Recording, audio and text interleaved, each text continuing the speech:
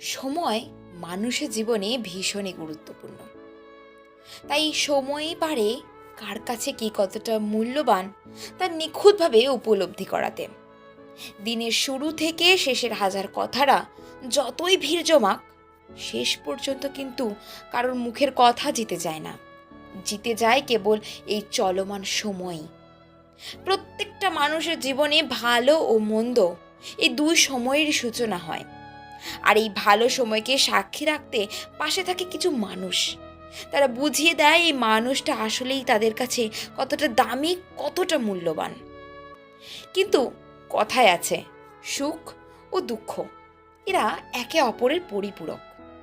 সেভাবেই খারাপ সময়ে যখন পা পড়ে কারোর জীবনের চৌকাঠে, ঠিক তখনই আঘাত করে ওই সব মানুষগুলো যারা একসময় জীবনের থেকেও প্রিয় ছিল। তারা প্রতিটা মুহূর্ত জানিয়ে দেয় তার সাথে এই মানুষটির সম্পর্ক শুধুই প্রিয়জনের নয়।